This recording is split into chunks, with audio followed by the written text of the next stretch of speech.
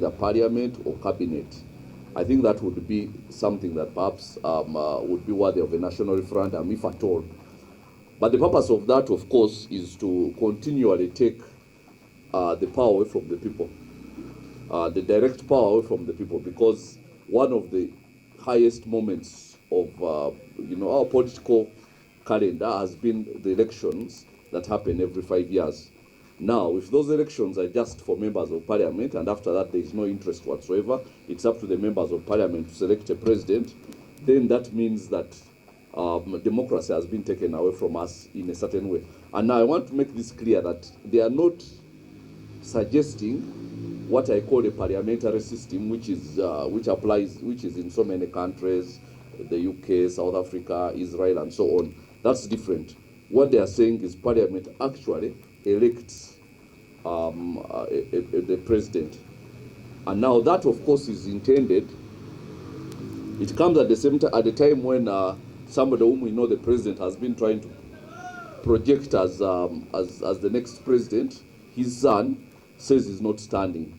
The purpose of that, of course, is they go, the father stands, in his mind cheats another election, then goes, and then the 12th parliament, which is the next parliament, has the power to elect a president in case, number one, something happens to the sitting president, or number two, in case the president goes the full term and decides not to stand again, then parliament can, Of course, all that is happening because they try to take that boy through, not boy really, he's a man, but sometimes behaves like a boy, but through, to popularize him across the country. And it failed. It totally failed. They used all the resources, Balaam and all that. It failed completely. So now they realize the only way that it can actually happen is by limiting the sample space of people who are going to be electing. And of course that means that they can use all the national resources and all the resources that they have stolen throughout the years. And a parliament of 537 people, I believe next time it might be slightly more than that because of the cities that are coming to be operational, is easier to handle than 45 million Ugandans, or let's say 25 million people who are above 18 and who are, of eligible age. So now this is where the thing is. So now the whole idea is about transition. How do they transit from father to son? And this is what they are coming up with. But I know it's going to be easy for the parliament, for the next parliament to decide that that's the best method, because that means that parliamentarians suddenly have a lot of power, and therefore they can make a lot of money because they're the ones who are going to decide the president.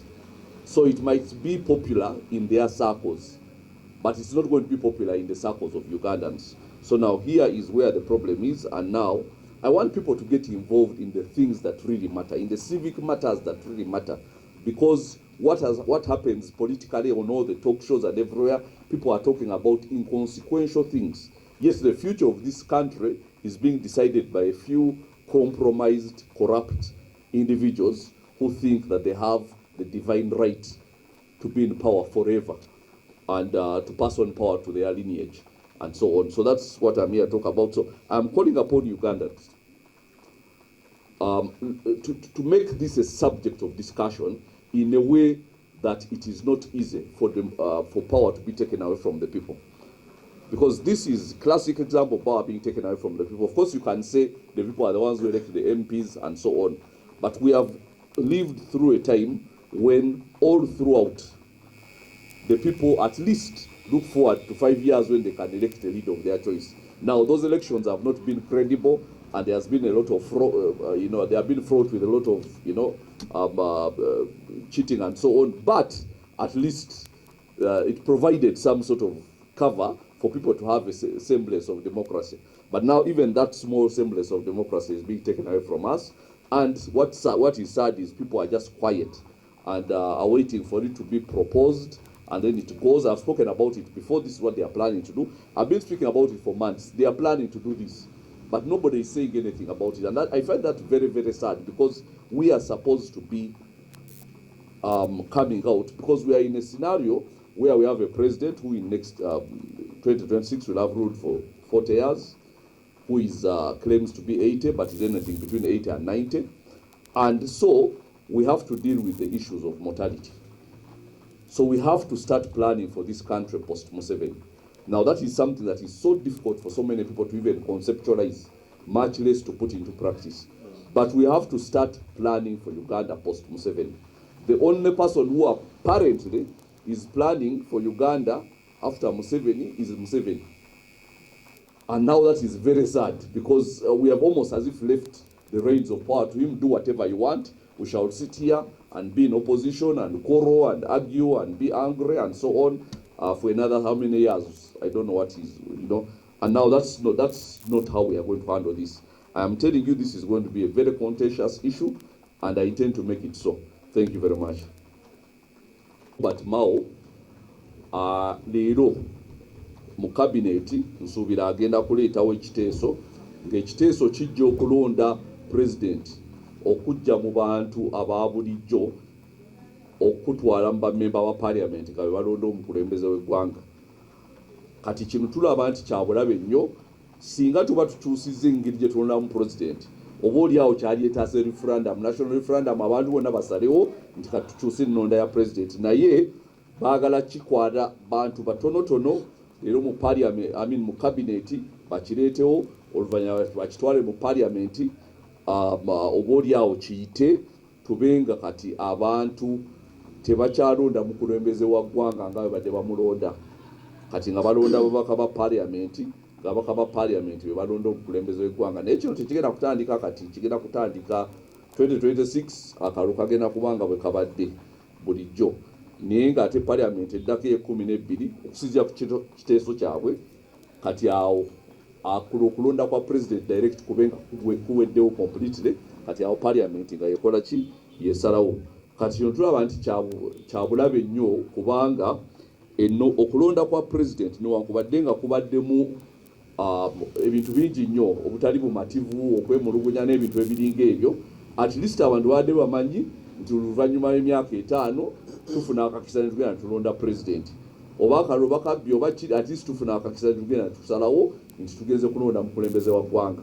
Naye n'ekyo kyennyini akatono ako ke badde batulekeddewo nako baagala kajjawo, babenga kati abantu ba bulijjo tebakyalonda mukulembeze waabwe. Kati ekyo kya bulabe nnyo, ate nga bwe ngambye singa kibadde baagala kikyusa bwekyo kyaligenze mu national referendum, newankubadde nga baagala kuleeta gyempita parliamentary system. Parliamentary system yaliwo mu mwaka gw'ekinaana nga ekibiina ekisinga okubeera n'ababaka ba parliament kyekivaamu omukulembeze w'eggwanga. Naye kati kino baagala kikyusaamu mu ngeri nga tetugenze mu parliamentary system, kubanga eyo nayo gyeri amawanga mangi gagikozesa, tugeze nga Bungereza, South Africa, Israel, biki gonna gakozesa parliamentary system. Naye eyo si gye bagenda. Kino ate kirala kyaffe tugezaako tukipangirira okubanga kati parliament yelonda, kubanga kiri ekya parliamentary system newankubadde nga sikiwagira nakyo, naye at least bo bamanya nti abantu abalonzi aba bulijjo amanya nti singa nnonda omubaka ankiikirira nga wa need, kitegeeza nti mba nnonze Kabuleta nga president, kubanga abanidi babeera nga basinze mu parliament, Kabuleta yagenda okubeera president, at least nga waliwo enkwasa awo. Naye kati baagala kugirawo ddala enkwaso yonna nga olonda mubaka period osirike. Kati omubaka wo gwalonda mu parliament kisinzira ku ssente mmeka ze banaamuwa. Kati kwegamba ekyo baba baggyemu omulonzi wa bulijjo mu nnonda eya bulijjo, kwegamba nga bamuggyeko amaanyi. So kati constitution jega power belongs to the people. Our people power yaabwe ebeera bagifunzizza nga tekyali yaki y'amaanyi nga bwebadde, kubanga tubadde tugamba newankubadde nga obulwadde buyina obuvuyo bungi nnyo, nga tugamba oba oli awo ono munnansi bw'ali bwatuviiridde mu ngeri y'omu oba endala, tulitereeza ensonga y'obululu, abantu babenga omuntu gwe balonze yamaliriza nga yalayiziddwa. Naye kati ate kino kye baleese kigenda kubeera kizibu, kigenda kugirawo ddala democracy completely. Naye ate kisinga okunewunyisa abantu aba bulijjo nadde ba political commentators bwe bagenda ku ma TV ne ba radio ebintu ebikwataganira ddala ku nfuga engeri gye tufugibwamu ate tebabyogera kati boogera ku birala obasanga bali awo mu kweyoza kola ki kugamba n'olaba nti bakifudde kyangu nnyo abantu abaatukwata okutufuga because abantu bennyini abaali badde balabula abantu ne babagamba kino kikigenda mu maaso tebabalabula kati ate abantu beetaaga okubaako n'omuntu abasomesa ebintu bino so n'olw'ensonga eyo kyekindeese wano tugenda kiwakanya eno ensonga eno wonna wonna we tusobola tujja kiwakanya engeri yonna gye tusobola tujja kiwakanya kubanga kijja amaanyi mu bantu ekigateeka mu kakundi katono nnyo nga ke kagenda okusalawo ebyenfuga by'eggwanga okuva kati n'okugenda mu maaso ekisookera ddala okirinako obukakafu nti abantu gwe balonda memba wa parliament yayitawo first of all eyo parliament gyolaba waliwo ebifo ebimu kati ng'ebyaba disabled gezaako ogendayo nga toli wa NRM olawo oba onooyitawo workers amagye abakadde abavubuka bona 5 regions bonna ba NRM kati ezo zonna eyo na NRM abamagye bonna babeera ba NRM ate nga tekyali baddewo tekikola na makulu ow'amagye okubeera ne party owulidde tekikola makulu ow'amagye CDF ogwendoosinga omuntu kubanga yaliwo okukuuma buli omu abantu gwe baba balonze si bwe kiri kati waliwo dda akalunti kagenda mu maaso oba mu ggwanga tugeze kati ng'akagenda mu maaso mu America gye bagenda okulonda omwezi guno ogw'e11 n'owulira nti komanda w'amagye yagambye nti nze mpagira gundi talina gwawagira aliize bantu gwe banaalonda gwajja okusaavinga gwajja okukubira salute kati kyekirina okugenda mu maaso kati n'olw'ensonga eyo ababaka ba parliament number 1 ogamba nti abantu gwe balonda yayitawo first of all mulina okutegeera obululu bwa Africa wano butambulira ku kintu kibu resources audit kakati omuntu wa opposition sente ezigenda okuyisa ababe NRM batandika zibba mu 2023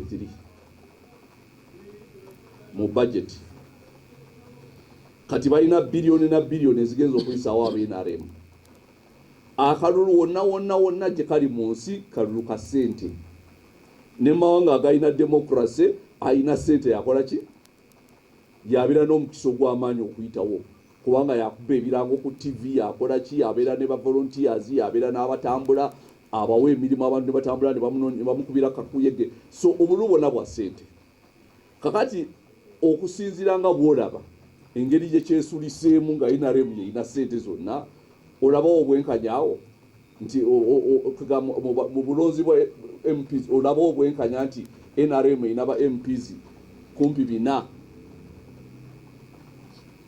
olowooza abantu bwe batyo bagiwagira okusinziira we batyo so n'olw'ensonga eyo bw'oba oyogera ebintu nti bakulekerayo olidde omanyi waliwo mu Tanzania CCM bwe yabeera ndoza baali bayinanga bamemba b'opposition mu parliament ey'abantu nga binanga balinga 2 bokka abantu ne bakayana ne bagamba temusobola kumatiza abantu nti waliwo democracy nga opposition mu bamemba ba parliament bina kuliko 2 bokka kati bakyusamu abalala ne babalekerayo naye nga bakulekeddeyo owulidde so kati nga sigamba nti oke nti balooze naye nga bakulekeddeyo kati olwaddako twagera okulanga opposition erimba I mean that type Tanzania balinga mu 6 ne bagamba wakirikaawo tunagamba nti waliwo ki democracy kati kyekiri wano ne bwolaba babalekerayo bulekezi ne bagamba nti kati tubalekeddeyo mugenda kugira wano ne waliwo ebintu ebimu nga Museveni yateekawo controls ezo zenkugambye special interest nga zonna bajja kubeera babe bonna youth elders military UPDF all of them nga bonna bajja kubeera babe such that ne munaalonda mutya wano already yatandika n'ababi wano batandika nabo nga bali sure deal. So kati there is tewali democracy member of parliament. So kati at least tulonde president tulabe nti abantu bade baagala kulonda ate nekira saagala tulooze nnyo mu NRM kide kiriwo twagala tulooze nga tugenda maaso nti omuntu asobola okugenda n'amatiza abantu bonna ab'eggwanga nti mulonde nze nnyendo bakulembera ne bamulonda okusinga oga nti ngenda kukuŋŋaanya ssente nkuŋŋaanye ssente mwe mulonde abaka bammwe aba parliamenti nze nja kukwata buli omu mu milioni 5 ampa akalulu. Awo democracy oba togisse ne kati ezo milioni osobola oziga abantu milioni 30 ngo sente oba oyina zenkanawa oba oyina obbamatiza si bwe kiri. So kati ensonga lwaki tukirwanyisa nti kijja kujja obuyinza mu bantu okulonda omukulembeze gwe baagala.